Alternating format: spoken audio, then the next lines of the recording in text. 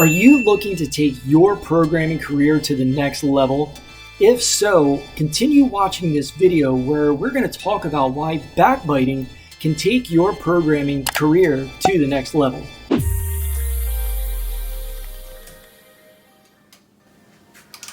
On this channel, we sharpen our coding skills and discuss strategies for growth as an all-around programmer. Together, we discuss topics such as these three: creating value-driven content on YouTube to build a portfolio of experience for a resume, organizing the basics of coding to become an effective programmer, and ideas for how to stand out as a programmer. So, if you're new here, please consider subscribing. Alright guys, so let's think about this just a little bit. I just said backbiting, and you're like, well, what does that have to do with being a programmer? It has a lot to do with the behind the scenes of being a programmer. And what I mean by that is how you effectively work with yourself and with others. How you come across as a leader or just a typical worker. And for some of you, this is gonna go right over your head, and that's okay. For some of you who really want to be leaders, some of you who are looking to, as your career progresses, take things to the next level, that you're looking for more opportunities, you're looking for ways to get more involved, take on more responsibility, and yes, even make some more money, you need to learn and kind of grasp and experience what it's like to be a leader. And as you move along that journey, you're going to find that there are some skills and some things that you maybe need to clean up a little bit in order to make that happen. So backbiting. Let's describe what backbiting is. It's very simple. A lot of people don't really discuss it, but it can really take your programming career to the next level, and you'll see why here in just a second. So backbiting, it's maliciously talking about someone who is not present. Maliciously talking about someone who is not present. Now that sounds a lot like gossip, but gossip is just talking about other people and pointing things out. It's very casual conversation. So let me give you an example. Gossip would be, hey, did you hear? Brandon just got a new computer. Yeah, I heard, and it sounds like it's pretty awesome. Brandon's not in the room, okay? There's nothing malicious there. They're passing along information. May be true, may not be true. That's called gossip. That can lead down a bad road, but that's not where we're getting at here. So you understand what gossip is. Let's set that aside. Backbiting. Now this is malicious. This is gossip to a whole new level. The challenge with backbiting is a lot of times you may not even recognize that you're doing it. But as time progresses, the implications compound behind the scenes in your mind and in the minds of the people you're talking about. And it can end up hurting you and the person that you're talking about moving forward. And it ends up creating a space that doesn't have a positive flow, doesn't have a positive attitude environment. So here's what I mean. Let's give an example. So before we gave the example of, hey, do you know Brandon's got a new computer? Yeah, I hear Brandon's got a new computer. But let's take it to another level. Did you hear that Brandon's got a new computer? Yeah, that jerk, he's always buying new stuff and he never shares. See, do you hear the difference there? you weren't just pointing out in casual conversation something new that may have not been true, but you're also pointing out that you think Brandon's a jerk. You're also telling others that Brandon's a jerk. You're telling others something negative that, oh, well, he never shares. And the other person is hearing that. And even though they may not even agree, and maybe even in your heart of hearts, you don't really agree with what you just said, what you just did is you've created a list. So on one list, you've got all the good things about Brandon. Shows up on time, works hard, wants to see others succeed. And then you've got this empty negative list over here because Brandon never does anything wrong. Okay, so you've got this empty negative list, but you just said that Brandon's a jerk and that he doesn't share. I'm having a little bit of fun here with myself, but you're going to understand where I'm going at. You're going to carry that negative list, even if you don't believe it. This is the malicious part, and so is the other person. Now, when you actually interact with Brandon, unconsciously up here in this gray matter, you're not only thinking about the good things that Brandon may do, but you're also being observant of the possible moments when he may be a jerk or when he might not be sharing. You're going to overlap those ideas over every situation. What does this mean? This means that Brandon may be coming into the situation and truly wanting to empower, truly wanting to find a solution. But you're going to already be sort of assuming that there may be possibilities where he's not going to be in your best interest, that he might try to be a jerk. You're already painting this picture. Now think about the coworkers that you're with when you're standing around drinking a coffee and you're gossiping about other people or other situations. Are you backbiting? Are you asking things like, well, why does so-and-so do it that way? Or you're talking about your leadership as though you have the answer and they don't.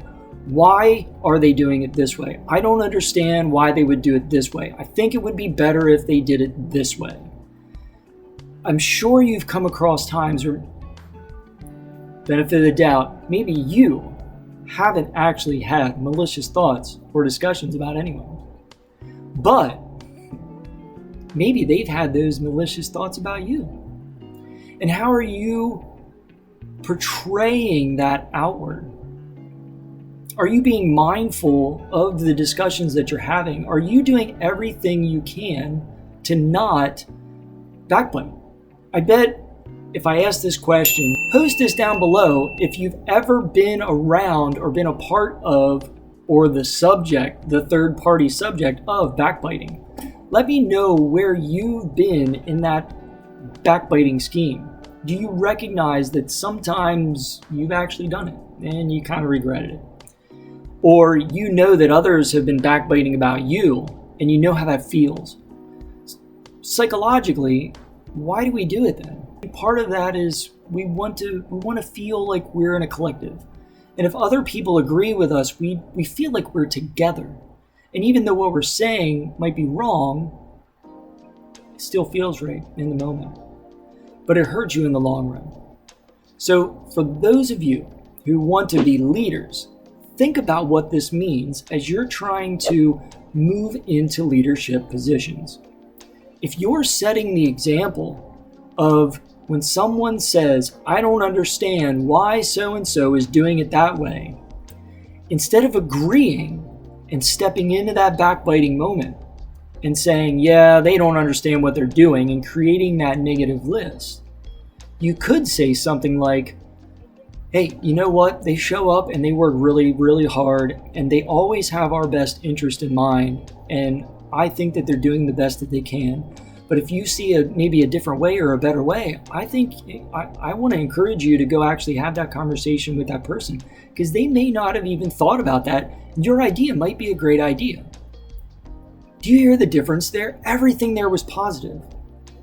Everything in that little tiny discussion was not only you as the leader pointing out that your leadership is doing things well to the best of their ability, but you're also building up the person that is attempting to backbite and letting them know that they have a great idea. Now, if you end up in a leadership position and you've been doing this with everyone around you, it's not that people aren't going to gossip and talk about you behind your back. Please don't pretend like that's going to create some kind of perfect world. But the chances of you stepping into a leadership position and people respecting you and understanding that, hey, Brandon's perfect for this situation. You are perfect for this leadership position because you don't talk about other people in negative terms, and you're always trying to build people up and uplift them. And that's the kind of leadership that we need. People are going to be on board with coming behind you and aside of you and working with you moving forward and lessening that backbiting. And let's say in your lifetime of your career where you work, there's 1,000 moments where backbiting could exist. And you decrease them down to 1 or 2 because the other 998 times you actually stepped up as a leader and stopped the backbiting moment, stopped maliciously talking about someone who's not present, and actually started to create a positive dialogue. What does that mean? Feel that out. What would it feel like and mean for you to have positive conversations? Take it to another level. What would it mean to you if you understood that more than likely people were having positive conversations about you when you're not around? And what does that feel like? I think you understand where I'm coming from. Like I said, 1 out of 100 of you watching this video are going to get this because you want to be a leader. You want to grow in leadership and you want to find ways and skills to make that happen. And maybe you already get this skill. Maybe you're already like, no, I'm already a positive person and I never talk negative about anyone else. This is awesome. Start teaching others how to not backbite. Because if you do it really, really well, you're perfect for being a good teacher and a good role model and spokesperson for positive attitudes. If you're not, and you recognize that, maybe I do backbite sometimes. Maybe I take gossip to another level in moments of frustration, and maybe I shouldn't. Walk through your day and actively, now that you've got some knowledge, you know that backbiting is maliciously talking about someone else when they're not present. Actively, as you walk through your day, even in the mirror to yourself, which is a whole nother video. I will do a video on self-talk. Please leave a comment down below if you want me to do a video on self-talk and how that can increase your ability to be a strong leader in the world of programming, because that's what this is about. Maliciously talking about someone else when they're not present. What does that mean to you as you walk through your day? Are you recognizing those moments? That's kind of the challenge to you, is to put it into action. Like I just said, now you have the knowledge, put it into action a couple times. Don't overwhelm yourself by thinking that you have to make it stick right now. Challenge yourself just once today, once this week, to really feel out and recognize when a moment of someone else or you're starting a conversation where you're about to talk negatively about someone who's not present. And start seeing how that feels. Start seeing and recognize, observe the reaction that's going to happen here. And you're going to find that first couple times it's going to go, wait a minute, the whole situation feels so much different. And you're going to see the conversations around you start to change. Why? Because you are starting to step into place of being a leader with something as simple as understanding backbiting. Why we don't talk about this more often? Well, it's probably because there's not as many leaders in this world as we'd like to see. But that's starting to shift. And we're starting to understand that we don't need to be in a leadership position to be a leader. So with that, we now learned today a little bit of what gossip is, but we really stuck with backbiting and seeing it as what it is, talking about a person that's not present in a negative way. I said malicious, but it's more of a negative connotation, because sometimes it's Sometimes it's not even recognized, unfortunately. Sometimes you're not necessarily saying something harsh, but it's still a negative point towards another person. Things to think about. So work with that. Observe it, put it into action. Don't just sit on the knowledge and do nothing with it, especially if you want to be a strong leader in the world of programming. And I should add, in the world of programming, this makes a lot of sense, guys. Tons of sense. Why? Because you're going to work with teams. You're going to have to communicate with other people. Even if you are building that massive, world-changing app, and you're about ready to host it, and millions of people are going to jump in, you are going to have to build a team around you to help manage it. And you're going to have to learn to work with and guide. And if you want the business to grow, if you want your app to continue to thrive and mold and grow into something like bigger and more involved in the world, you're going to have to learn these kind of communication skills in order to make that thrive and not crumble and fall apart. And in the world of programming, we're always communicating, we're always connecting, we're always trying to express our needs to other programmers, because we may be working on project A and they're working on project B. Both those projects need to come together at some point. And if we're working in a positive work environment, it speeds up time frame, it speeds up relationships, it consolidates work effort, and back to relationships, it builds relationships, because maybe that's not the only app you build. And if you build a strong relationship with your team by simply not backbiting, you may end up creating 5 or 6 massive, all world-altering apps instead of only one, because you're not fighting through struggles and trials and issues all the time and slowing down the processes. The positive work environment absolutely increases this and moves it forward. When it comes to backbiting, let me leave you this question.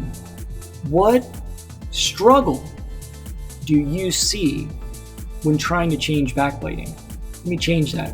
What is it about backbiting that maybe feels hard to you? And do you see how it can affect your career as a software developer, as a programmer? Do you see that? So I just posted a couple questions there. Think about those questions. Leave a comment down below, because I'm interested in what you guys are thinking. I'm interested in how we can drive this forward and work together in a world that's not really full of backbiting. And we'll see what happens. All right, so let me know what you guys think. Please hit that like button, hit that thumbs up if you got some value out of this video. Go out into the world as a software developer, practice not backbiting, go code, and I'll see you next time.